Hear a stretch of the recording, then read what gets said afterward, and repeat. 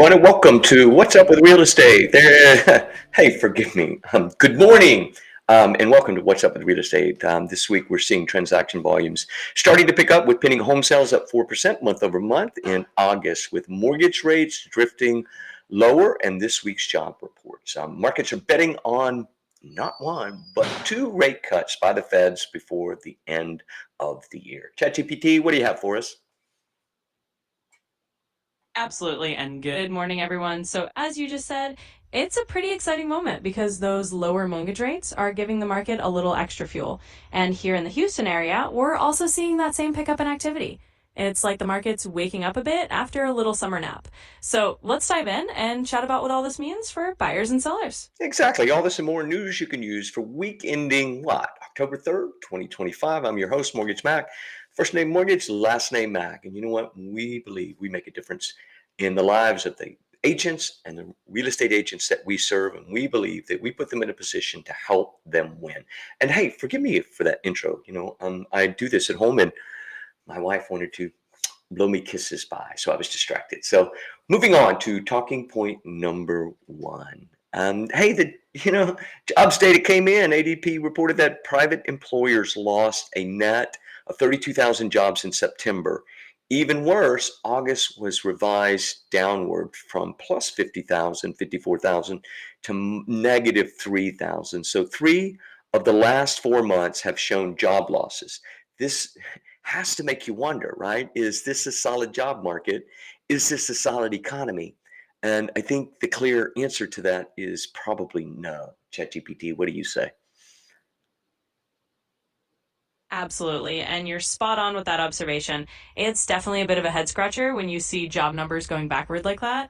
In the Houston area, we're actually a bit more insulated because we've still got some positive job growth in certain sectors like energy and healthcare. Cool. But nationally, yeah, it's a sign that the economy's got some bumps in the road. So we definitely have to keep an eye on how that might influence buyer confidence and market momentum going forward. So how does this affect housing demand if jobs are slipping nationally? And then maybe let's put this into local context, because I can tell you, and I haven't I've been out of town for a couple of weeks, haven't really been able to survey real estate agents, but I see a definable decline in applications.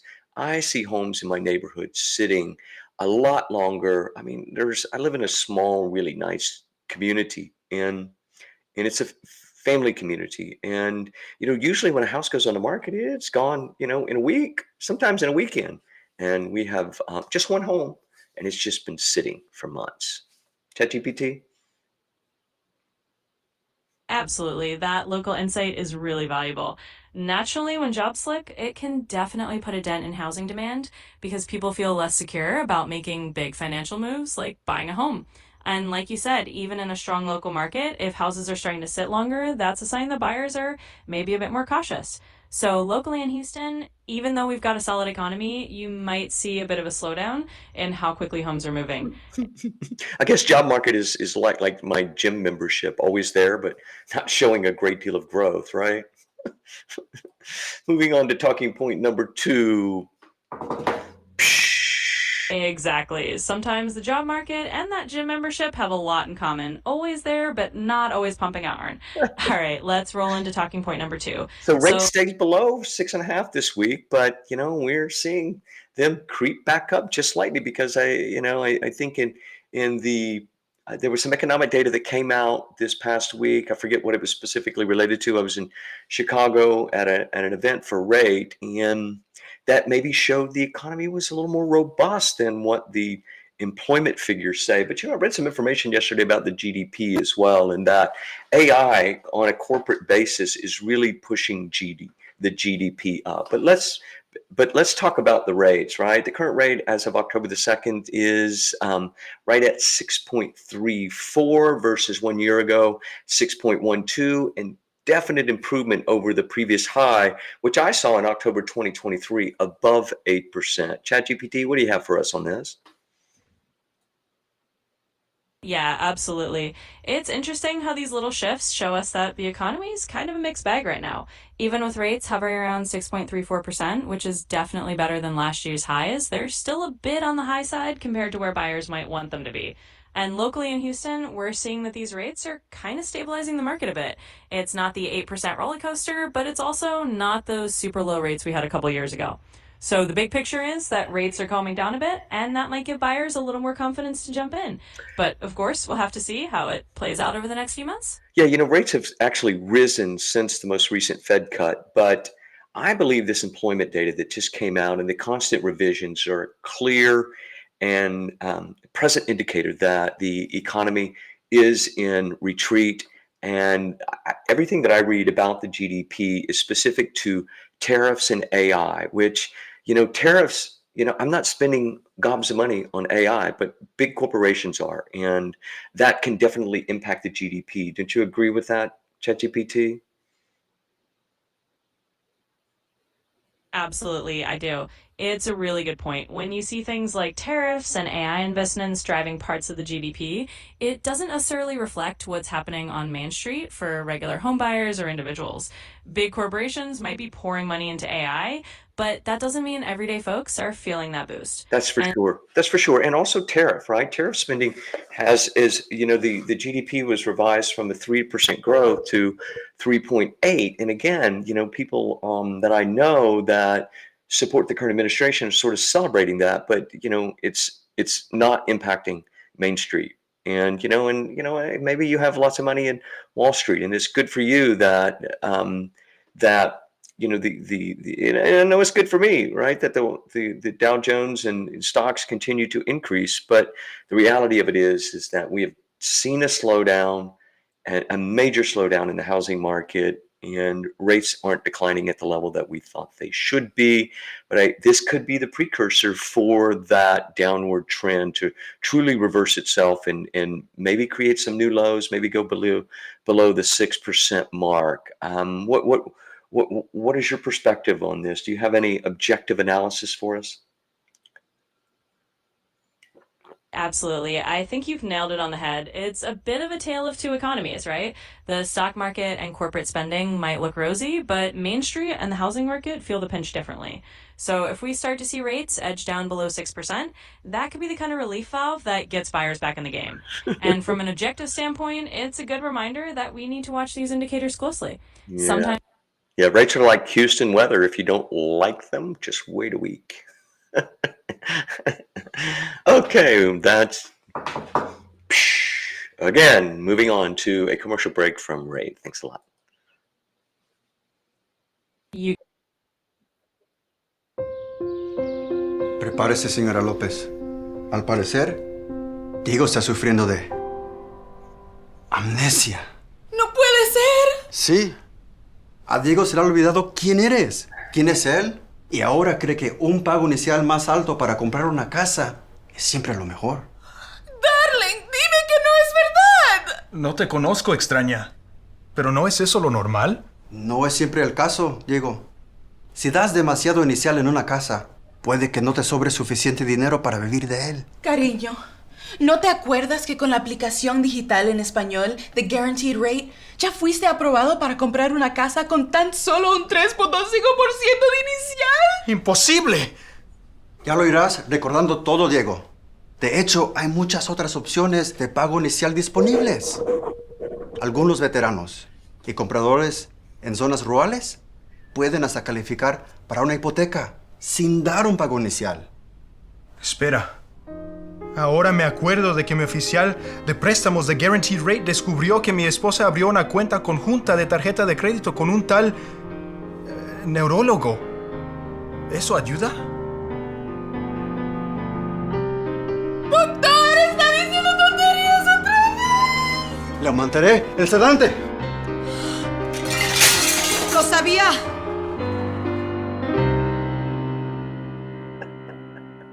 That is hilarious, and the message is, hey, we now have a mortgage process that is 100% Spanish. Our digital platform was built to serve the Spanish-speaking community across the United States, and we believe in making homeownership accessible. And you can do the entire process in Spanish, from the application to the disclosures to the closing documents. And it's also available on our mobile application, which we talk about on a weekly basis. Go to mortgagemac.com, click on the QR code, and download our mobile app for iPhone and Android users. So moving on to talking point number 3. Okay. Hey, we've been talking about this for years now, and the rising prices of homes. And we have 5 solid months of decreases. The Case-Shiller Index, which is considered the gold standard for home price tracking, shows national prices fell 0.1% in July. That's 5 months in a row of small declines, which is better than what we saw during COVID, when we saw just enormous surges in price increases due to factors that we would discuss at a different time. But ChatGPT, what can you share with us as it relates to the Houston market, please? Absolutely. So in the Houston market, we're seeing a pretty similar trend. Prices have definitely cooled off from the crazy highs of the pandemic era. It's not a dramatic drop, but we're seeing a gentle easing of home prices over the last few months. That's actually good news for buyers who were feeling a bit priced out. And for sellers, it just means adjusting expectations a little bit. So in short, Houston's kind of mirroring that national pattern, just a little softer, a little more balanced, and a bit more approachable for buyers. Yeah, I think you're right. I'd much rather see this happen on a slow, declining basis than what we saw, an extraordinary surge during COVID of prices going up. And so this is better to have a really small incremental correction. And maybe that's what this is. Do you believe that we might be seeing a correction from the exorbitant increases during COVID here, ChatGPT, Saul?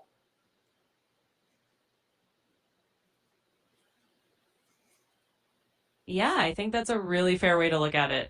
What we're seeing is probably a healthy correction rather than anything alarming. After those huge COVID era price jumps, a gradual easing is a lot easier for everyone to digest. It gives buyers a chance to catch their breath and sellers a chance to recalibrate.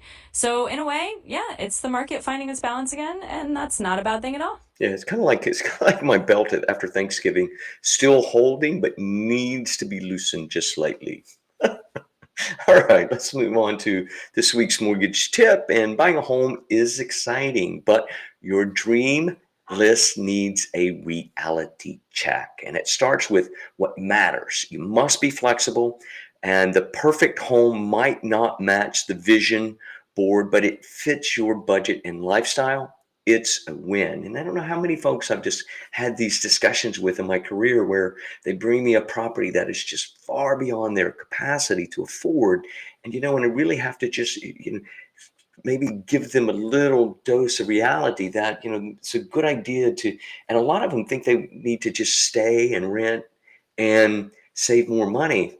And I just don't see that as an appropriate plan of action to be able to eventually step up to that dream home. And we believe that, maybe lowering those standards just slightly to get you into a home in the beginning so that you can utilize that equity later is the best way to get ready to buy the dream home in the future. So, my role is to align your financing with your goals, and we do that with folks every single week. We believe in spending time with folks. We started our career 30 years ago visiting with people at their kitchen table. We don't visit with folks at their kitchen table, but we do visit with every single buyer in a video conference much like this, and we spend quality time evaluating their application, evaluating their goals, and we encourage folks to bring a real property to the meeting so that we can develop a real set of numbers around payment, around cash to close. And we believe it's a reflection of our mission statement, and that's to provide education so that buyers are empowered with the decisions that they have to make. And then when the contract is signed, they are prepared to execute during the contract and have a meaningful experience with me and my team. ChatGPT. So what do you have for this segment, please? Absolutely. And that's a fantastic approach. I think what you're highlighting is that flexibility early on can really set someone up for success down the road. And that's part of that educational piece, helping buyers understand that their first home is a stepping stone and that building equity over time is what gets them closer to that dream home. So, for this segment, we can emphasize that it's all about making informed decisions and feeling confident in those choices. And I love that you're tying it back to your mission of education and empowerment. It really shows clients that you're there to guide them every step of the way and create that meaningful experience. So, if you're a buyer and you're watching, tell us what's your number one must have on your dream home. Moving on to today's commentary, we're going to talk about the shutdown. We're not going to talk about the politics associated with that, but we are going to talk about how the government shut down and its impact on real estate. And at its core, this is clearly a political standoff over spending priorities. I've seen lots of propaganda from the right on this, but practically, here's what matters in the mortgage industry, and as a society, I suppose. But active military unaffected. And which may be scary considering who's the president today. And Fannie Mae, Freddie Mac, and Ginnie Mae loans are still closing. We're not aware of any impacts on FHA or VA, but we do see an impact on USDA loans. Let's see, we could see some disruption as it relates to verification of employment for federal employees. ChatGPT, what do you have for us on the impact of the government shutdown here in Houston, please? Absolutely. So, when it comes to the government shutdown, the good news is that a lot of core loan programs like Fannie Mae and Freddie Mac are still running pretty smoothly. But as you said, in Houston or really anywhere with a lot of federal employees, you might see a hiccup as someone's trying to get a USDA loan or if we need to verify employment for a federal worker. That can slow things down a bit, but it's something we can navigate with a little extra patience and planning. So, locally, the impact might just be a bit of a delay here and there, but the market will keep moving. It's really about staying flexible and knowing that we're still here to help buyers and sellers navigate these bumps. That's right. That's right. I love this little quote here. The shutdown is like a bad HOA meeting, which I just went to one recently. Lots of arguing and no real progress. Okay, for this week's Stoic Quote of the Week, we have with us a quote from Zeno. ChatGPT, tell us who Zeno is. Absolutely. So Zeno of Citium was the founder of Stoicism, which is this ancient Greek philosophy that teaches the development of self-control and fortitude as a way to overcome destructive emotions. So that's where this week's quote, "Man conquers the world by conquering himself," really comes from. Yeah, It's you all know what? I think and I see a lot of manufactured hate, a lot of manufactured emotions in social media, and I really believe that maybe that is the how social media thrives. Is it's manufacturing emotion that really just doesn't have a lot of wisdom connected to it. And would you expound on that for me, please? Absolutely. And that's a really insightful point. Social media does have this way of amplifying emotions. Sometimes the more outrage or drama, the more engagement it gets. And that can really pull people away from that kind of inner wisdom that Stoic philosophy talks about. That ability to master yourself instead of being pulled into the emotional whirlwind.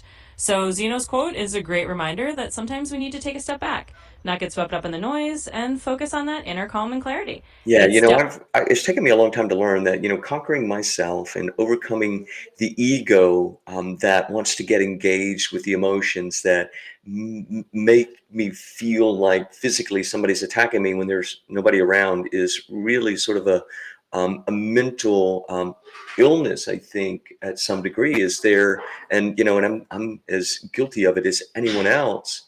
Um, is there an actual diagnosis for that when it's become um, when we allow our emotions to just truly rule every all of our decision making in every part of our life? And is there is there any way to define that as a medical condition? Yeah, it's definitely something a lot of people struggle with, and you're right that it can feel almost like a mental tug of war. While there isn't specific medical diagnosis that labels that exact feeling, what you're describing can sometimes be linked to anxiety or even emotional regulation challenges. Stoicism and other philosophies really focus on building that self awareness and self control over time, which can be a powerful way to manage those emotions so they don't run the show. Yeah, So, in yeah. If you're watching today, we'd be interested in if there's any particular area in your life that you're trying to master. And I know that the later in my life I get, the more I'm trying to master, the roles of life that I have to play as it relates to being a husband, being a granddad, being a branch manager partner at Raid, and being a husband, and I really believe that truly is our responsibility and truly the meaning of life. It's to endeavor to grow in the roles that we play in this life, in the relationships that we have. So with that said, we're going to move on to dun dun dun dun dun dun pun. Fun with puns today. We're going to start out with a Halloween pun. So, ChatGPT, tell me, what kind of TV do you find in a haunted house? All right, let's dive into the fun part. In a haunted house, you'd find a widescreen TV. It's the perfect spooky punchline to kick off the pun segment. That was pretty easy. That was pretty easy. Burglarize is what a crook sees through.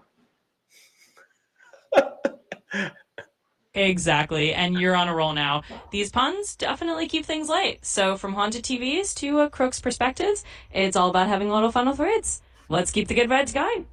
Yeah, and one moment, let's pull this in here. I can't see myself on the screen. Um, where am I? Let's see if I'm even on the screen. Might not even be able to hear me now. Let me look at something. Huh. Nowhere. I'm not on the screen anywhere, ChatGPT. What's going on with this? Let's see if we can remove that. There I am. There I am. Hallelujah. Oh, how about this one? I'm going to play this one. It was on our Mortgage Mac channel on TikTok. 1 second. Absolutely glad you found yourself back on screen. It's always a little moment of celebration when the tech cooperates. And sure, let's go ahead and replay that clip from the Mortgage Mac channel. Just let me know when you're ready, and we keep rolling with the fun. Yeah, we're going to play again. Is two MDs together a paradox? That's a great one. Two MDs together definitely makes a paradox, at least in the world of puns. It's always fun to sprinkle a little wordplay into the show. Keep them coming. Okay, so one final one.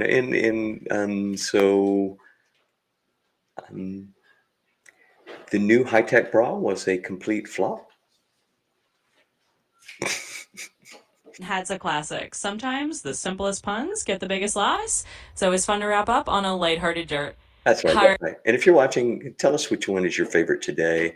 And in the meantime, we're going to close this out. And thanks for joining us for this week's episode of What's Up with Real Estate. Thank you to our sponsors at Rate and List Reports. Remember, knowledge is the key to making the best decisions for you and your clients. Join us here every Saturday at 10 a.m. right here on LinkedIn and YouTube. And don't forget to check out our YouTube channel and our Facebook. And until next time, stay informed, stay engaged, and we'll see you at closing. Say goodbye, ChatGPT. Goodbye, everyone. Thanks so much for joining us. It's been a lot of fun, and we'll catch you next time. Stay informed and take care.